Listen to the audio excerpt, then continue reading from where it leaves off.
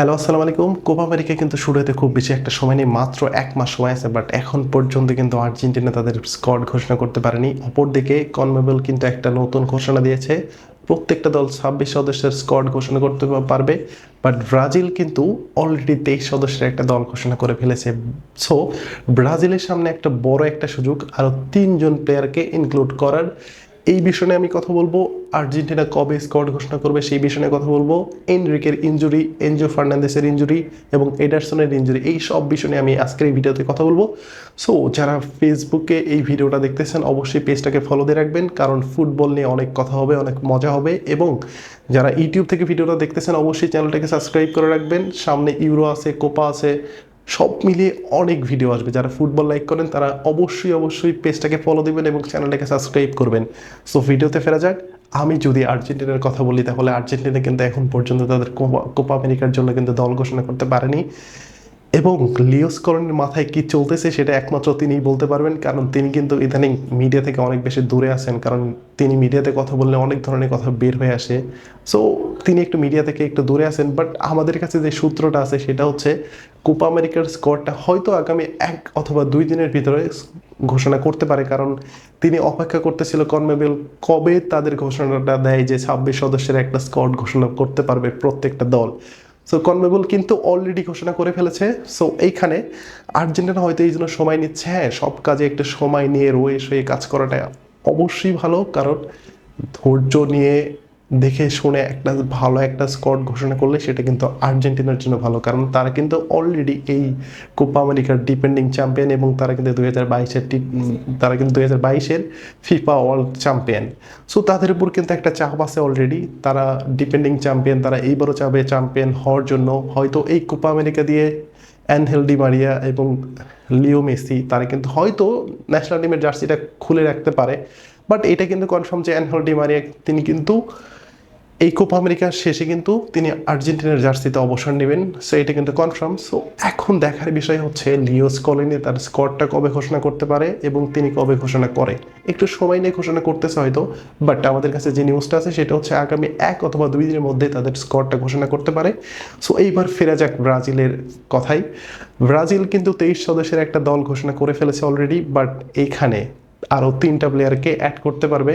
So Dorival জুনিয়রের সামনে এখন অপশন অনেক আছে, কারণ ব্রাজিলের প্লেয়ারের অনেক বেশি।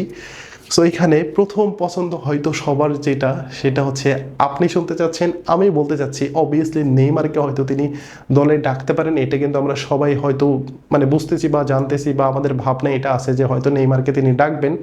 বাট নেইমারকে কিন্তু তিনি ডাকবে না, এটা কিন্তু মোটামুটি কনফার্ম। কারণ ডরিবল জুনিয়র সবসময় বলে এসেছেন যে তার দলে কোনো প্লেয়ারের যদি ইনজুরি সমস্যা থাকে, ফিটনেস সমস্যা থাকে, তাদেরকে কিন্তু তিনি দলে ডাকবে না। সো নেইমার ফ্যানদের জন্য একটা দুঃখের সংবাদ যে কোপা আমেরিকায় হয়তো আমরা নেইমারকে দেখতে পাবো না। বাট নেইমারকে যদি নেওয়াও হয়, ফাইনাল পর্যন্ত যেতে পারে বা সেমিফাইনাল পর্যন্ত যেতে পারে, তখন হয়তো নেইমারকে একটু খেলানো যেতে পারে। বাট ডরিবল জুনিয়র কিন্তু এই রিস্কটা নেবে না, কারণ দল যদি ফেল করে সর্বপ্রথম কিন্তু ডরিবল জুনিয়রের উপরই কিন্তু আঙ্গুলটা উঠবে। সো তিনি কিন্তু নেইমারকে নিতে চাচ্ছেন না তার ফিটনেসের কারণে। কারণ আনচেলত্তিকে রিয়াল মাদ্রিদ কোচ তাকে জিজ্ঞাসা করা হয়েছিল যে সামনের ম্যাচে এদের মিলিতাও খেলবে কিনা, তিনি কিন্তু পরিষ্কার একটা জবাব দিয়ে দিয়েছেন যে সে যদি তার ফিটনেস লেভেলটা ফুলফিল থাকে তাহলে অবশ্যই তাকে চ্যাম্পিয়ন্স লিগের ফাইনালে খেলানো হবে। এখন প্রশ্ন হচ্ছে এদার মিলিতাও এবং নেইমার জুনিয়র তারা কিন্তু এই সেল ইনজুরিতে প্রায় পাশাপাশি সময়ে পরে ১ অথবা ২ সপ্তাহ কম বেশি হতে পারে। সো আমরা সবাই জানি যে এদার মিলিতাও কিন্তু আজ থেকে প্রায় ২ মাস আগে মাঠের ফুটবলে ফিরেছে এবং তখন থেকে তিনি ট্রেনিংয়ে আছেন, তিনি তার ফিটনেস নিয়ে কাজ করতেছেন এবং লা লিগা, চ্যাম্পিয়ন্স লিগ সব জায়গায় কিন্তু এদার মিলিতাওকে লাস্টের ৫ মিনিট বা ২ মিনিট বা ১ মিনিটের জন্য মাঠে নামাচ্ছেন। সো এই হচ্ছে প্রসেস। সো নেইমারকে কিন্তু এখনও অনেক দেরি করতে হবে। এদার মিলিতাও যদি ২ মাস তার সময় লাগে ফিটনেসটা ফিরে পেতে, এখন পর্যন্ত তিনি ফুল ফিটনেসটা ফিরে পাননি। বাট নেইমার কিন্তু গত ১ সপ্তাহ বা ৩-৪ দিনের মতো হলো তিনি মাঠে ফিরেছেন। সো তাকে লম্বা সময়ের জন্য ট্রেনিং গ্রাউন্ডে থাকতে হবে, কারণ তার ফিটনেস লেভেলটা আগে হাই করতে হবে। সো এই হচ্ছে নেইমারের আপডেট। সো নেইমারকে আমরা খুব সম্ভবত কোপা আমেরিকায় দেখছি না, হয়তো সামনের কোনো টুর্নামেন্টে নেইমারকে দেখা যেতে পারে। বাট ডরিবল জুনিয়র যদি চাই নেইমারকে সাথে দলের সাথে নেবে প্লেয়ারদের মোটিভেট করার জন্য, সো এটা নিতে পারে, একটা অপশন আছে। But Casemiro, Richarlison, Gabriel Jesus, Pedro, Bremer এদের কিন্তু একটা সম্ভাবনা আছে এই দলে ঢোকার জন্য, এবং 3টা স্পট ফাঁকা আছে। এই 3টা স্পটে ব্রাজিলের কারা ঢুকলে সবচেয়ে বেশি ভালো হয় এবং কাদেরকে ডরিবল জুনিয়র নিলে এই স্কোরটা আরও বেশি ব্যালেন্স হয়, সেটা আপনি জানাতে পারেন কমেন্ট সেকশনে। সো এবার যদি আমি এনড্রিকের ইনজুরির কথা বলি, এনড্রিক মোটামুটি যে ম্যাচে ইনজুরিতে আমরা যে ভিডিওটা ভাইরাল হয়েছে, সেটা কিন্তু আমরা প্রথমে ভেবেছিলাম যে খুব সিরিয়াস একটা ইনজুরি, বাট এটা কিন্তু খুব একটা সিরিয়াস ইনজুরি না। তিনি এক সপ্তাহ হয়তো মাঠের বাইরে থাকবেন, বাট তারপরে কিন্তু মাঠে ব্যাক করবেন। এবং এডারসনের যে ইনজুরি, সেটা হয়তো তিনি একটা অথবা 2টা ম্যাচ মিস করবে ম্যান সিটির হয়ে, বাট কোপা আমেরিকায় কিন্তু আর ব্রাজিল পুরো ফিট এডারসনকে পাচ্ছে। অপরদিকে এনজো ফার্নান্দেস আর্জেন্টিনার, হয়তো তিনি কোপা আমেরিকা মিস করবে, কারণ এনজো ফার্নান্দেস কোপা আমেরিকায় আর্জেন্টিনার জন্য খুব গুরুত্বপূর্ণ একজন খেলোয়াড় হবে।